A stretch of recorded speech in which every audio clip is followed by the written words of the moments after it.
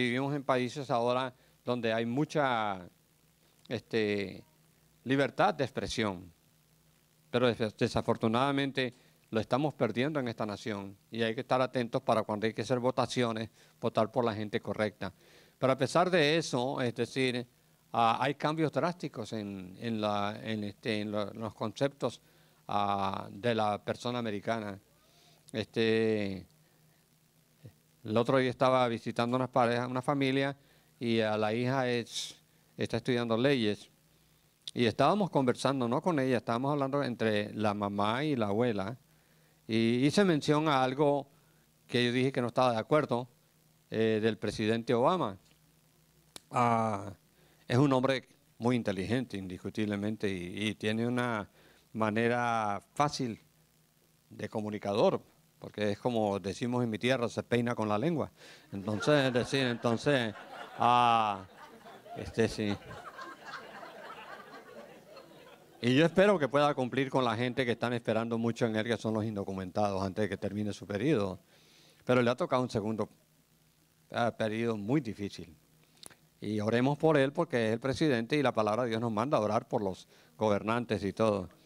Pero cuando toqué el punto y dije que no estábamos de acuerdo con lo que él había hecho, favoreciendo el matrimonio gay, no a los gays, porque una persona tiene el derecho a escoger la vida que quiere y uno tiene que respetar, inclusive, ¿qué va a hacer un padre de familia si su hijo le resulta en esa parte y otro? Tiene que seguirlo queriendo porque ese es su hijo o su hija. Pero una cosa es esto y otra cosa es aceptar una norma de conducta que riñe con las Sagradas Escrituras. Y Dios no va a cambiar. Mucha gente quisiera que Dios cambiara y que mañana saliera otra cosa aquí. Nueva hora, no se preocupe. Y entonces, pero Dios no va a cambiar sus principios. Somos nosotros los que tenemos que adaptarnos a los principios de Dios. Y la muchacha me oyó decir esto y salió como una fiera. En esta casa no se habla mal contra no sé qué. No respetó ni a mí, ni la mamá pudo decir nada. Y yo le dije, mira, no se preocupe, esta es la mentalidad de muchos estudiantes universitarios y esta es la nueva generación que va a ser de Estados Unidos con esta generación dentro de 10 o 15 años y todavía el mundo está andando. Porque yo le quiero decir, las profecías que están en la Biblia se van a cumplir, le guste a quien le guste. Dios es Dios donde quiera que sea y siempre ha sido Dios. Y Dios va a imponer sus principios. Jesús dijo, el cielo y la tierra pasarán. No está diciendo ni siquiera gobierno, está hablando de sistema. El cielo y la tierra pasarán, mas mi palabra no pasará. Entonces, Dios no va a cambiar los principios que tiene. Y entonces, yo simplemente hice una oración por ella, porque representa un futuro que uno no quisiera ser partícipe en Estados Unidos.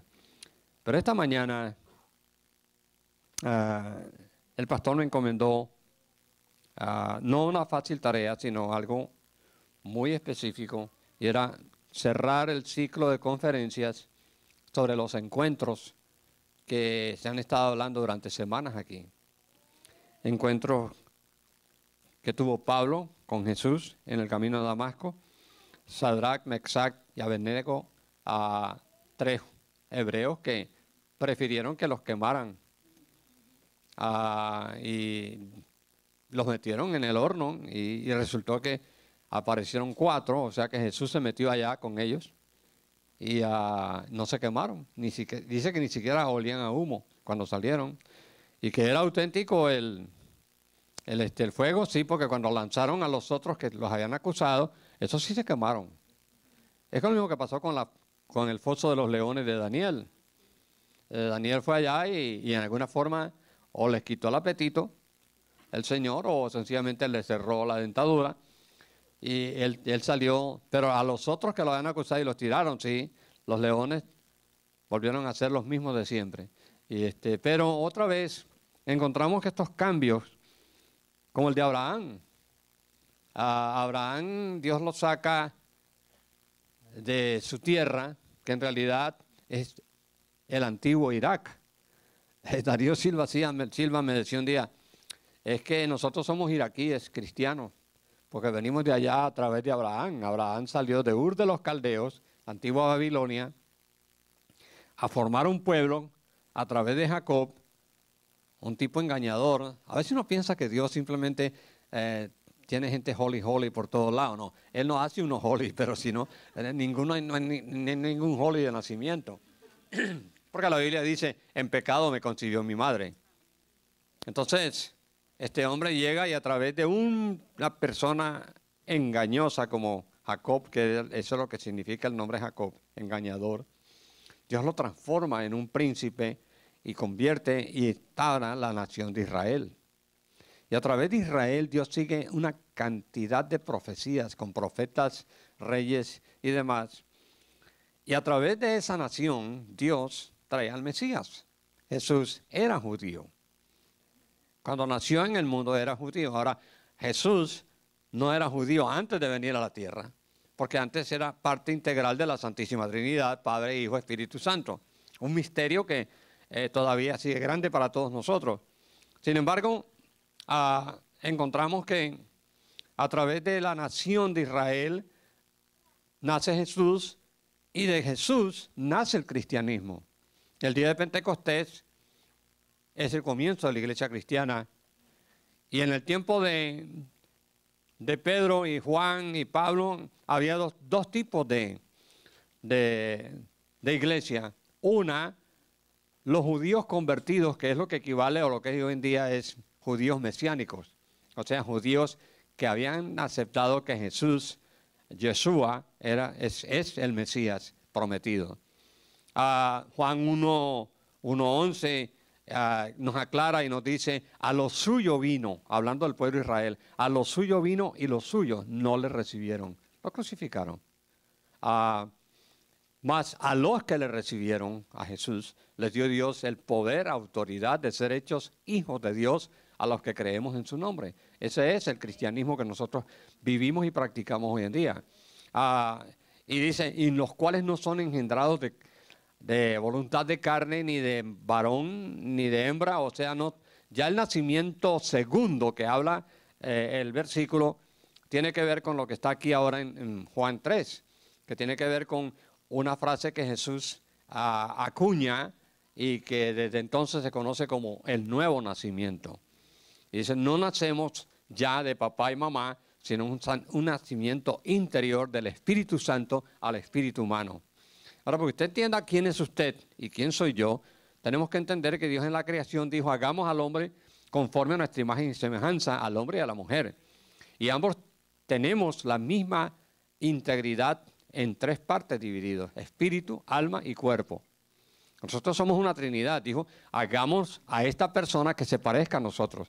Y claro, para parecerse, Padre, Hijo, Espíritu Santo, tres divinas personas y un solo Dios verdadero, nosotros nos convertimos en una sola persona, pero con tres facetas, el espíritu, el alma y el cuerpo.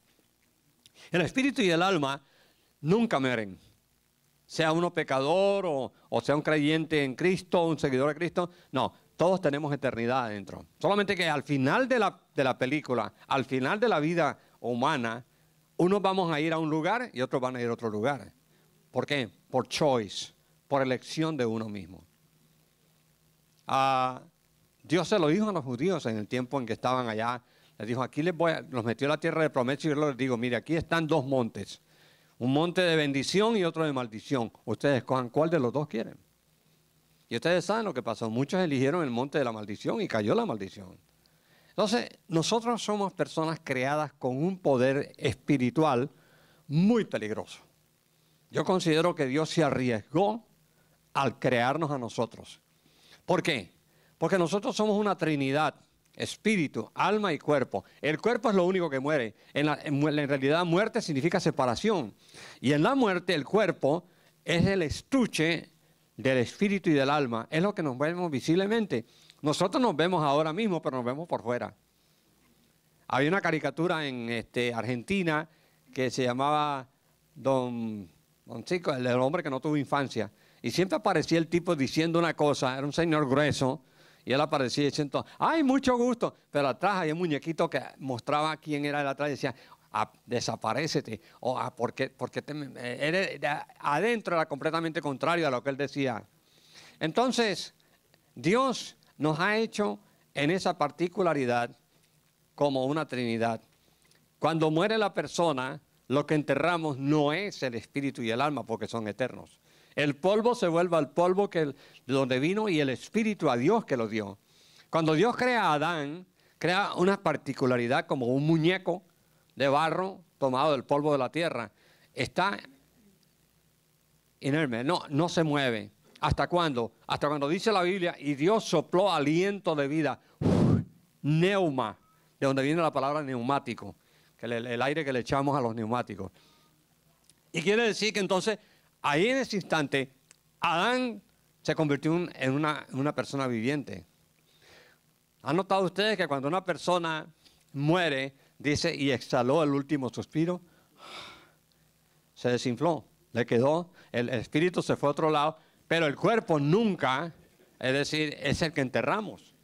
Cuando mi esposa murió, y yo estaba todavía en coma cuando eso, así que yo no estuve presente en el funeral de ella, ni tampoco ella fue víctima del accidente mío, sino del corazón, un ataque fulminante al corazón. Y una cosa muy bonita que yo le agradecí después a Dios fue, se la llevó en el sueño. ¿Sí? Cuando la vinieron a despertar, ya estaba en la gloria. La Biblia dice que estar presentes, ausentes de este cuerpo, es estar presentes con Dios. Entonces lo que se va a enterrar es como decía, sembrar algo. Este cuerpo jamás puede resistir eternidad. Incluso noten que la Biblia tiene en los principios gente que duraban 300, 400, y esos tipos en ese tiempo todavía hasta tenían familia. Y Matusalén, 900 y pico, récord olímpico. Y yo creo que el tipo estaba amañado de vivir aquí, pero le llegó el turno al bate. Y dice la Biblia, como está establecido a los seres humanos, que mueran una sola vez y después el juicio. Entonces, el examen final viene al final de la película, pero uno puede remediar el final por la aceptación de lo que uno tenga. Es ahí donde entra el regalo de Dios peligroso al ser humano, que se llama el libre albedrío. Nos creó con voluntad propia, de manera tal que un ser humano, no importa qué insignificante parezca ser en la tierra, esta persona puede mandar a pasear a Dios y decirle no te quiero. Y Dios no lo va a matar en el momento. Dios no es exagerado. Él no es esta persona emocional. Ay, ¿qué fue lo que dijiste de mi hija? Un mandamiento. Desaparece, pulga, ¿no? Porque Dios es demasiado serio y muy bueno. Él es Dios. Ahí es donde uno ve la misericordia de Dios. Cuando yo leí ese versículo en el libro de los Salmos, tu misericordia es mejor que la vida. Yo digo, si misericordia no nos podía vivir, no estaríamos aquí ninguno de nosotros. Entonces, el libre albedrío es un poder tan grande que no solamente sirve para que yo vaya al mercado y elija qué voy a comprar. Entro al Publix y están haciendo propaganda de tal cosa. No, yo no quiero eso. O estoy acá, voy a comprar aquello, esto, el otro. Voy a Macy's, bueno, me gusta esto. No compro nada hoy. Me regreso con mi plata a la casa. Pero, es decir, ese poder de elección también es un poder peligrosísimo cuando llegamos al caso de la salvación. ¿Por qué? Pues llegamos al caso donde nosotros decimos, bueno, está bien que ella lo quiera a Dios, pero así tampoco es la cosa, ¿no? Está muy exagerada la doña, o fulano está muy exagerado. Hay gente que cuando el esposo se convierte, aparentemente se convirtieron los dos, pero él se convirtió tanto que ya ahora no tiene más pachanga y no quiere chupar, como dicen en Panamá, licor y todas esas cosas. Oye, mijito, yo lo quería a usted mejor, pero así tampoco, ¿no? Es decir, está exagerada la cosa. Y hay esas cosas facetas que deciden. Aquí hemos estado estudiando por semanas los encuentros que personas tuvieron con Dios. Hemos mencionado a varios, a Pablo, a Sadrach, Mesach, a Abednego, a Abraham, a través del cual viene el pueblo judío y a través del cual, padre de la fe, porque el tipo creyó contra esperanza. El tipo ya está casi de 100 años, casi le da a mí esa cosa así, un poquito más viejito que yo. Y la señora, por igual, más jovencita, como 90, pero ella era estéril cuando estaba joven. Y ahora de ñapa viene y le dice, ¿y vas a tener un hijo? ¿Who, me? Ah, esa cosa. Y Dios, que es un Dios que rompe, es decir, con esquemas de la vida, dice así. Y entonces sucede que, claro, se van, no nace no nace el niño al año siguiente, ni al año después. Y ya pasan varios años y la mujer dice, oye, ¿tú crees? Si no podía antes, ahora peor. Pero Dios, como no tiene que ver con esas cosas, Él es Dios, por eso es Dios. Él no tiene el título en vano, ¿no? Y entonces de repente resulta que al final aparecen 3 ángeles. 2 ángeles se separan y se van para Sodoma y Gomorra a anunciar un juicio que es conocido en la Biblia. El otro se queda. El otro que se queda ya no es solamente un ángel, es lo que se llama una cristofanía, o sea, una aparición de Jesús momentánea en la tierra, que Él hizo en varias ocasiones en la Biblia, aparece, donde se le aparece una persona, pero no es el encarnado que nace después en Belén y vive como un ser humano 33 años y medio. Y viene para reafirmar y decirle a la mujer y a Abraham que sí, que la cosa va, que Dios no se ha olvidado. Pero la mujercita esta,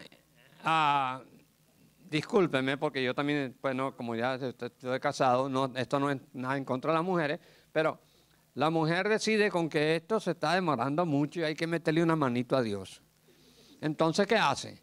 Le dicen, viene acá fulano, yo tengo el plan B. El plan A no está funcionando, el plan B es, aquí tenemos a nuestra sierva Agar, cuerpazo.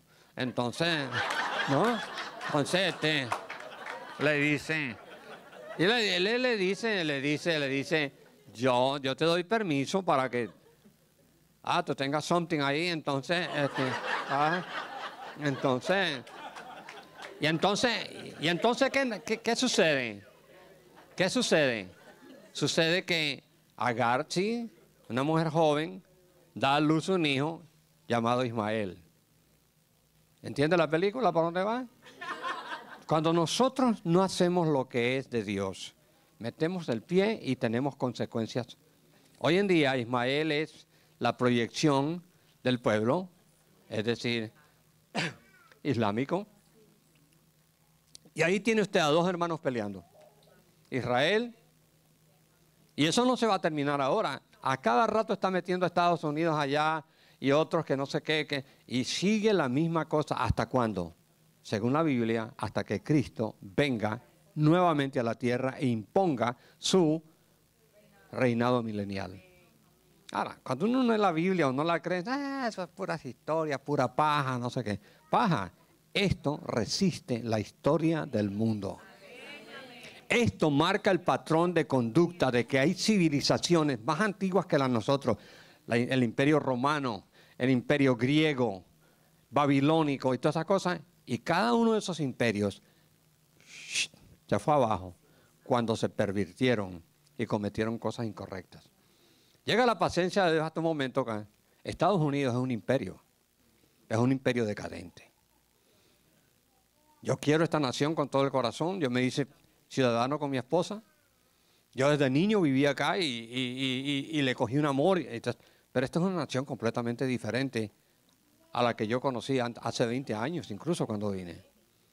Y si usted se está dando cuenta, la opinión pública movida por los medios masivos de comunicación están guiando a la nación a una dirección y a una dirección donde todo vale, que es contrario a Dios. Este país, si usted estudia la historia, y yo le digo a los latinos y como ustedes, estudien la historia de esta nación, pero estudien la historia real, cómo se crió Estados Unidos, de dónde viene la afluencia y de dónde viene lo que pudiéramos decir la prosperidad de esta nación. Y está basado en los conceptos de que esta nación se fundó bajo los principios de un libro llamado la Biblia. Gente vinieron de Inglaterra, huyendo a la persecución que tenían allá. Y esta gente pagaron un precio, vinieron en el Mayflower. Yo no había oído bien la historia hasta un día que compré una película nueva cristiana que salió, donde aparece que los primeros que intentaron venir acá en barco, es decir, fueron denunciados por el mismo tipo del barco y les quitaron todas las cuestiones y las posesiones. Muchos tuvieron que huir a Europa. Y luego finalmente cuando se reagruparon y vinieron, en el Mayflower, muchos murieron en el barco. Y una cosa importante en este asunto es, ¿qué tiene que ver esto con usted y conmigo? Tiene que ver con que este país, los principios fueron bíblicos. La Universidad de Princeton, Yale y otras fueron fundadas por personas cristianas, con principios cristianos. Y la nación se ha ido desviando poco a poco, y hoy en día estamos en una crisis moral donde todo va, no importa quién eres, cómo vives, pero si eres profesional, that's the big deal, man. No, cuidado, no. Esta persona, antes uno pensaba, si uno tenía que tratar con gente que eran incorrecta en el sentido moral, tú pensabas dos veces, bueno, no, está bien, es profesional, pero mira, no, hoy en día no. Y estas cuestiones nos llevan a una situación y vamos entrando en la recta final. Jesús le dice a Nicodemo, un religioso, de cierto te digo que si no naces dos veces, no puedes entrar o ver primeramente el reino de Dios. Y entonces Nicodemo, que es un hombre religioso y ayunaba 2 veces a la semana, oraba 2 horas al día, tenía principios muy sanos. No estoy hablando de una persona que era drogadicto o mafioso o qué cosa, no, que es lo que creemos que es todo lo malo, no. En la Biblia es tan malo no ser perverso, pero sin Dios no cuenta. ¿Por qué? Porque no hay justo ni a uno. Entonces, Nicodemo le dice, ¿y cómo puede ser que yo me pueda meter otra vez en el cuerpo de mi mamá y nacer siendo ya viejo? Y Jesús le dijo, no se trata de eso, se trata de un nuevo nacimiento interno. Algo que sucede, que el Espíritu Santo te lo revela a ti y tu espíritu lo acepta y hay un cambio radical que se llama nuevo nacimiento. Eso no se recibe por, llamaríamos, estudio bíblico. Lo que es más, yo trabajé en algunas de las campañas del Dr. Billy Graham, en América Latina, y en las campañas en Estados Unidos, había casos en que Billy Graham terminaba predicando su mensaje y hacía el llamamiento para que vinieran a aceptar a Cristo, y ¿quiénes bajaban? Gente que estaban en el coro cantando, aleluya, no sé qué, no, ¿por qué? Porque eran religiosos, pero no tenían la vida de Cristo. Y bajaban. Pastores anglicanos, luteranos y de otras agrupaciones pasaban adelante a aceptar a Cristo. ¿Por qué? Porque habían estudiado en el seminario como un sacerdote, pero no tenían la vida de Jesús. La vida de Jesús es algo imperativo en el ser humano porque Jesús lo dijo en una forma muy radical. Juan 14:6. Yo soy el camino, yo soy la verdad, yo soy la vida. Nadie viene al Padre sino por mí. Aquí no te está diciendo nadie viene al Padre por X religión. Nadie te viene al Padre si no es por los evangélicos. Nadie viene al Padre si no es por el catolicismo o por esto y lo otro y lo otro. No. Está hablando de una persona en quien está centrada la perfecta voluntad de Dios y en el que está centrado el perdón de los pecados. ¿Por qué era necesario que Jesús viniera? Porque no había nadie que lo sustituyera. Abraham, Dios le pidió que matar a su hijo en el monte Moriah. Estaba dispuesto ya con el cuchillo para matar a Isaac. Y Dios apareció proveyendo un carnero que estaba enredado. Isaac se libró de la muerte. En un sentido, él lo mató porque estaba dispuesto a matarlo, pero era un pacto de obediencia. Cuando llegó el turno del Hijo de Dios, el Cordero de Dios, no había sustituto para él. Nadie podía reemplazar a Jesús. Jesús mismo en el Getsemaní le dice al Padre, Padre, si es posible, pasa de mí esta copa, esta manera en que voy a morir. Y luego hizo una reflexión y dijo, pero no como yo quiero, sino conforme a tu voluntad. No es fácil, la voluntad de Dios no siempre es fácil aceptarla, pero es la esencial porque trae beneficios.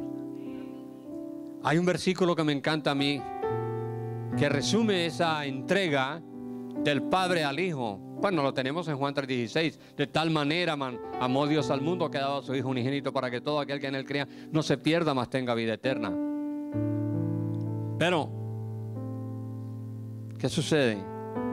Pablo también escribe en Romanos y dice: aquel pues que a su propio Hijo no escatimó, sino que lo entregó por todos nosotros, ¿cómo no nos dará con él todas las demás cosas?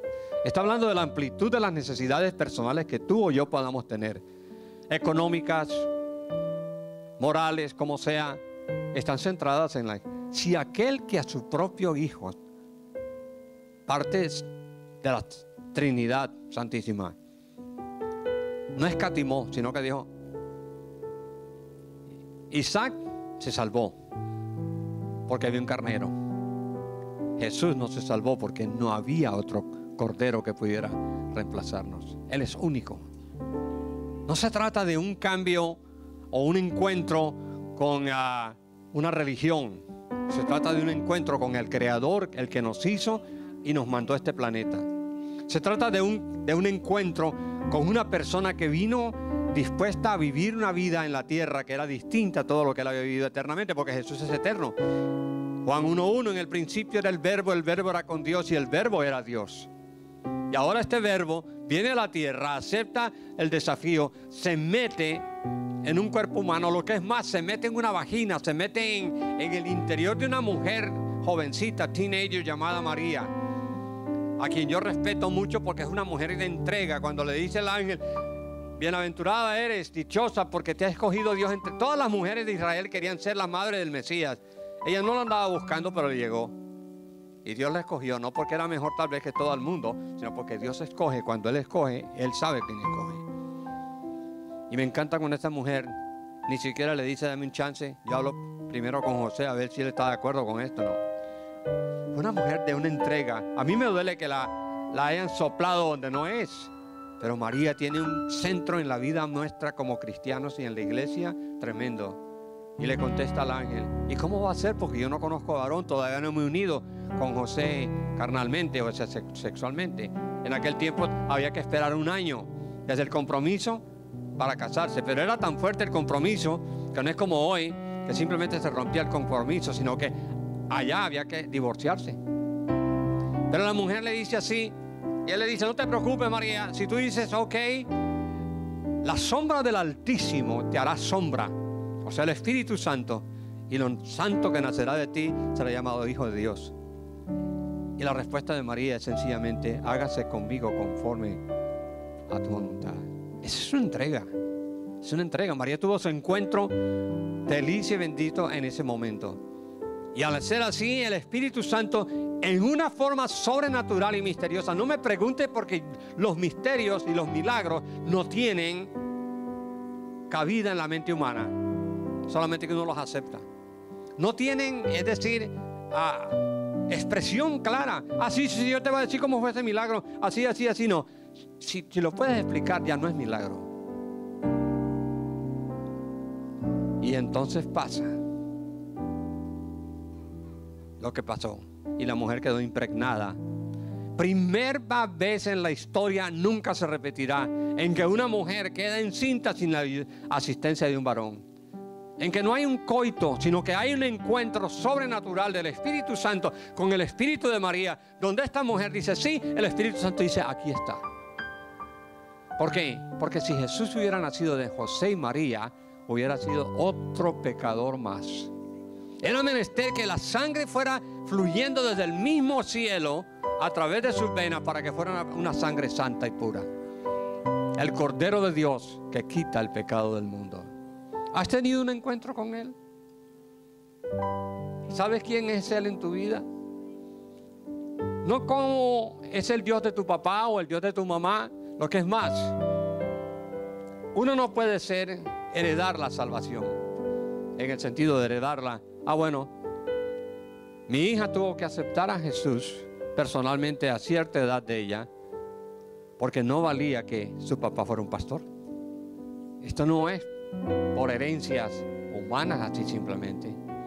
Alguien ha dicho: el que tú nazcas en un garaje no te hace un carro. O si tú naces en un pesebre como nació Jesús, eres una oveja o una vaca de las que había en ese corral donde Jesús nació. El nuevo nacimiento es algo personal.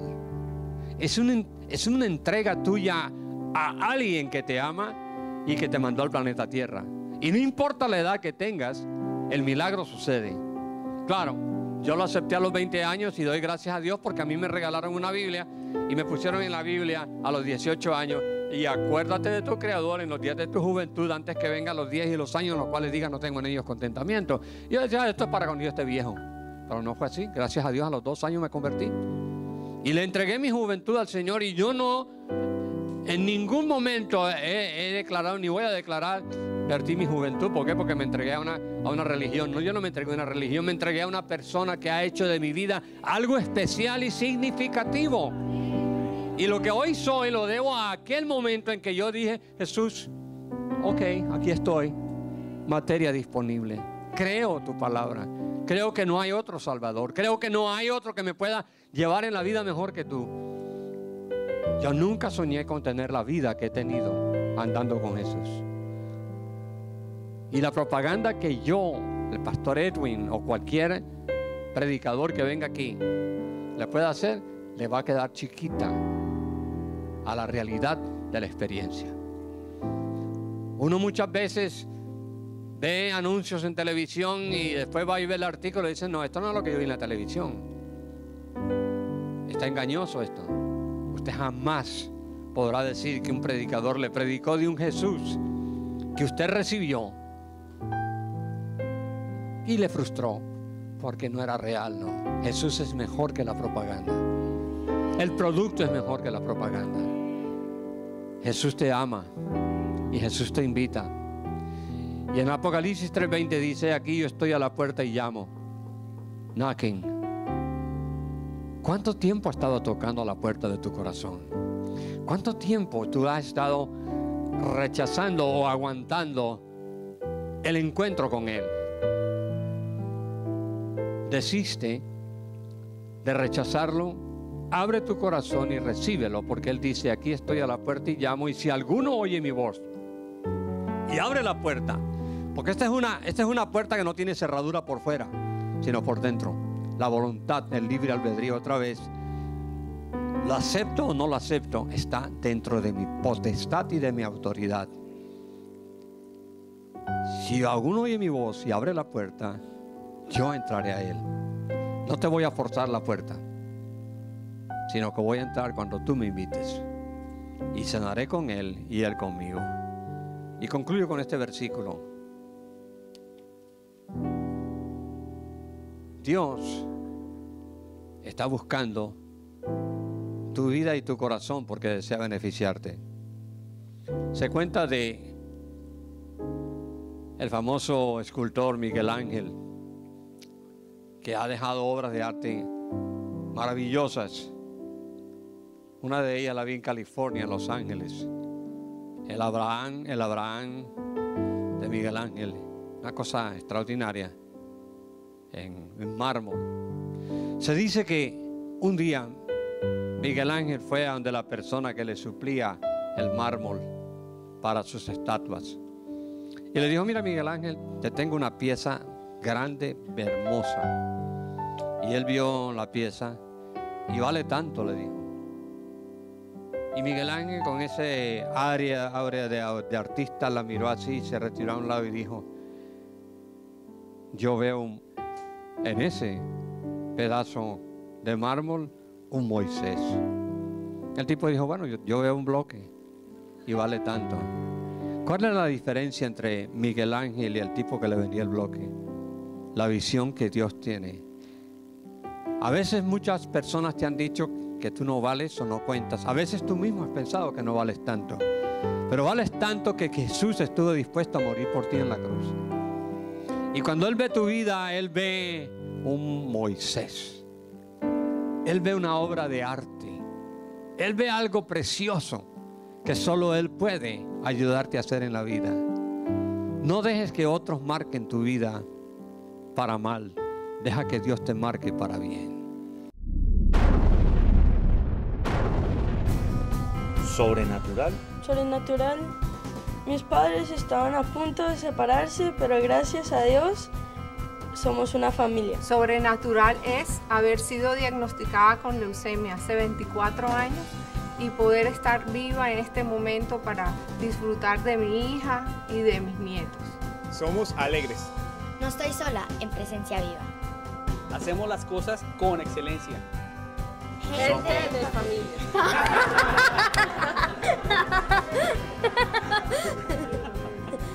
Sobrenatural, que en octubre del 2010 fui diagnosticada con lupus y hoy estoy completamente sana.